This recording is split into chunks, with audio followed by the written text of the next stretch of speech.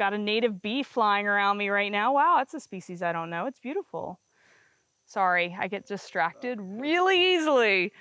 Hi, I'm Nikon Ambassador Kristi Odom.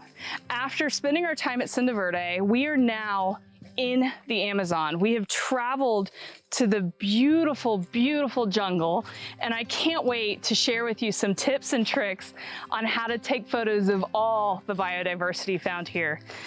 From the birds that are way off in the distance to the very tiny insects. Really excited to share with you some of my favorite things that make this place so unique and beautiful.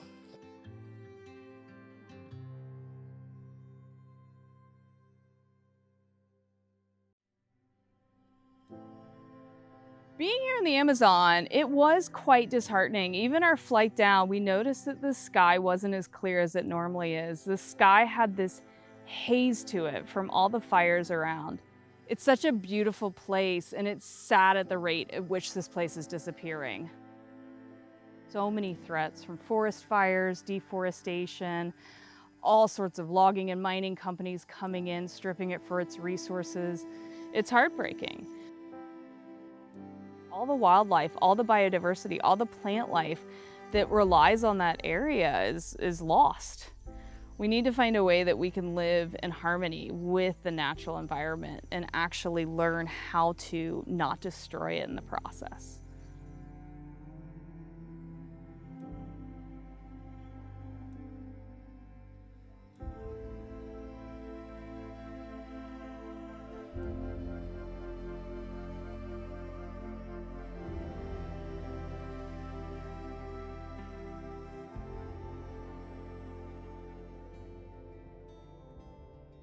We have now left the sanctuary of Cinda Verde, which has been saving animals that are in trafficking and been taken from the wild, but now we are out in the wild. We are in the Amazon. We have taken a plane, a car, and a boat, and now we're at Villa Alcera with Professor Rupa, who is a specialist on native stingless bees in South America, to educate all these communities from all around have come to this area to learn from him about how to have better, more productive, more healthy hives, and how to harvest their honey and ultimately help save the pollinators that are helping save the Amazon.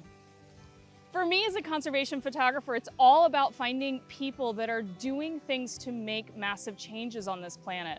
Rupa has massively inspired me because he is out there working and doing things to educate and to change people's lives and also change the planet's lives. As a photographer, it's my responsibility to share those stories. I love being able to get photos of the bees so that Rupa can use them in his education and his lectures, and also to be able to teach more about native bees by using visuals. Also, I like telling people the story of what Rupa's doing, so celebrating the animals and celebrating the heroes like Rupa.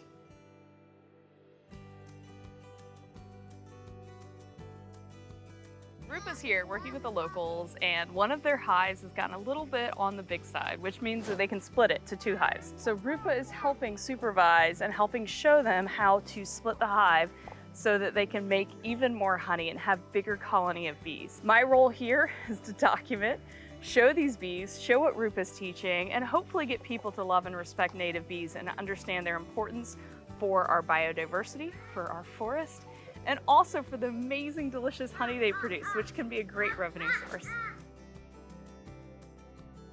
Got a wide and a tight. Sometimes I want to focus on Rupa, facial expressions, what's going on. I don't want to get too close to the bees, but ideally I like getting in there with my wide angle lens. A lot of journalism I find to be beautiful when photos show layers of stories from what's going on in the foreground, the midground, and the background. Shows multiple characters, multiple people that are all doing beautiful things here.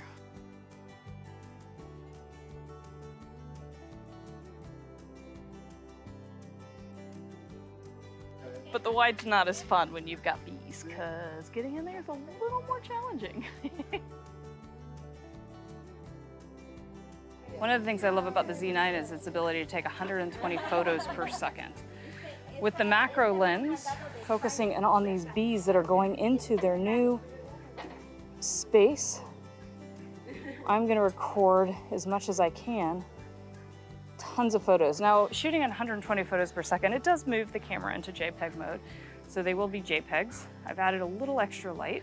I'm gonna wait for a whole bunch to enter and just see what happens. There we go. That's what I wanted. I've got a 1 terabyte card in this camera, which means I'm gonna be able to take a lot of pictures. But I can also take these 120 photos per second and turn it into a 6K video, or I can get just a ton of stills of what's going on as they go into the hive. That's what I wanted.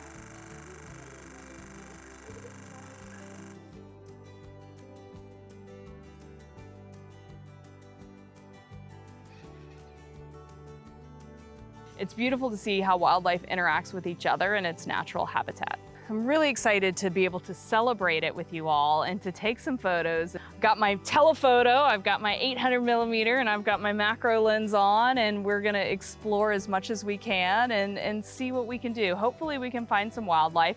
With it being super thick, it's a little more challenging, and I'm actually happy that the animals are skittish because of the animal trafficking and because of people killing them. So we might not see anything, but I'm excited to have a look, and if anything, I'm excited to celebrate the land. I've got my cameras, I'm ready. If you're ready, we're gonna go explore the Amazon.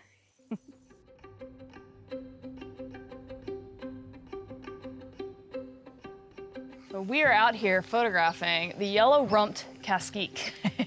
I've got my Z9, I've got my 806.3 Z lens, I've got my camera on ISO 1000, 2500th of a second at f7.1. I'm trying to get some shots of the birds in flight, so I'm kind of keeping an eye on how they're moving around. Beautiful, beautiful birds here, and there's quite a few of them. They're making their nest and doing their thing. Let's see what they're up to. Kind of watching for behavior before I start photographing. So I kind of get an idea of what to photograph. A lot of times good photographs start by putting the camera down and just watching your subject.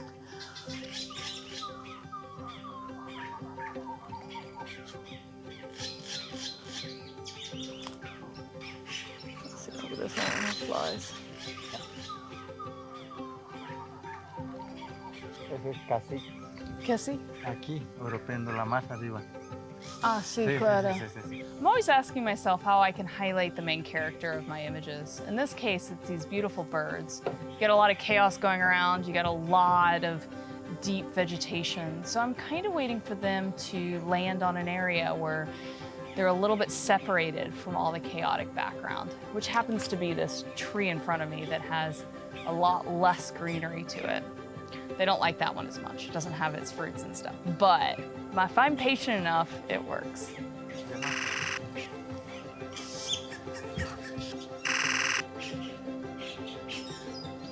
They're out eating, having their morning breakfast. Kind of weird. With the amount of biodiversity here, we're gonna move on and see if we can find more things to photograph.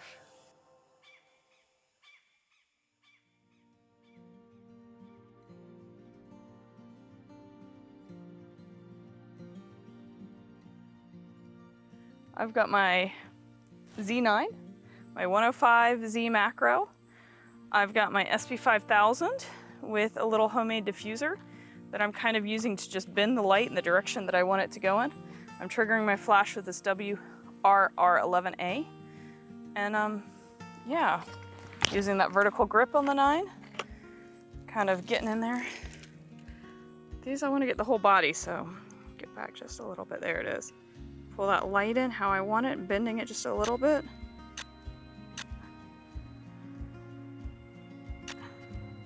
Paying attention to framing, trying to get that dark around the body of the rooster bug. I want to make sure the light's on it properly.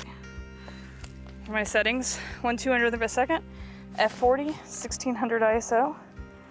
And that seemed to get a pretty good shot of this weird looking insect. Weird, yet beautiful. My flash is at 1/8 right now. I'm gonna pull it down to 132. There's a little bit of a backlight.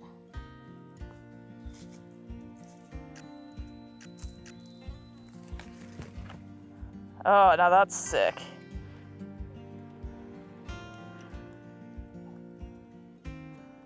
Oh, that backlighting. When you see a little bit of translucentness, why am I not using my vertical creep again? It's also fun to just play with a little bit, backlighting. Yeah, I think I got it. Beautiful. Yeah, that looked good. Kind of cool.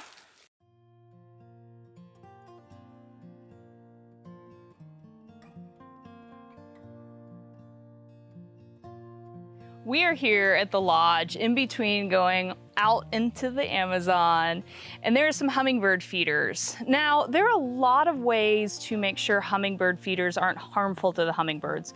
The Audubon Society has an amazing guide on their website to make sure your hummingbird feeders aren't getting the hummingbirds sick, spreading disease, or anything like that. So I do like to check to make sure hummingbird feeders are nice and ethical and have the birds taken first into account. Definitely check out the Audubon Society's guide for hummingbird feeders if you want to start having your own hummingbird feeders. One of the things about the hummingbirds here is they tend to disappear whenever we're close to the feeders. I know you all know this. You stand there for ages and then you walk away and they come out. So that's one of the reasons why I love that the Z9 has an auto capture feature. It's basically setting up your camera as a camera trap, and we're gonna go through how to do that. I've got my Nikon Z9 here. I've got the Plena 135 1.8 here. I really want a low light lens because I wanna be able to get those wings still in flight. I've got a recording device so that you all can look inside my camera. This is an Atomos Ninja. And yeah, so I'm gonna set this up on this tripod here, and we're gonna see if we can get anything together with this auto capture. Auto capture is found at the very bottom of the photo shooting menu. And when you go into auto capture, you can do all of your own presets and set things up. When you hit the start button, it goes into a menu that asks you, what do you want it to capture? I have it set on animal detection, subject detection. You've also got the option of setting it up on motion when it sees something move, or setting it up so that when something is in a specific distance, it'll fire. Now, over here, I can also, on the right-hand side, on advanced subject detection, if you hit the little grid, you can do what subject type is going in. So I'm gonna do animal here. I'm gonna hit OK, and then I'm gonna hit I to go back to that menu. The reaction time is when you want it to start shooting. Sometimes if you have a flash setup or something, you might want to delay. I'm gonna turn that off and wait after shooting 0. I want it to fire away. All right, I'm gonna go down. We've lost a little light, so I'm gonna go down to 1/5000 now for my shutter speed. Actually, I don't mind going to the 2500. So now I'm gonna go back into that auto capture, start. Now I have to hit next, and then I have to hit the record button to start. Next, start.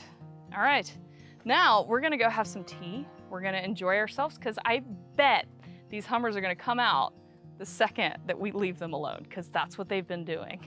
Fingers crossed.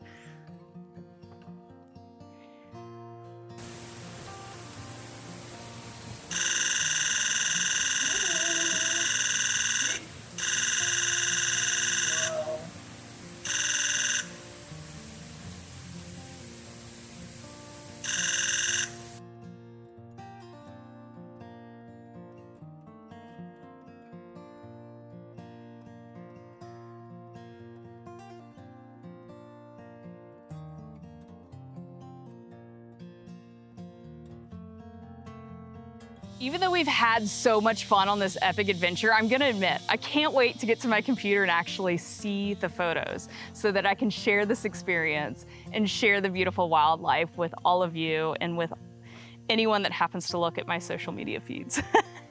In this next episode, I'm gonna go through my workflow and I'm gonna show you a couple of tips and tricks on how to edit your wildlife images.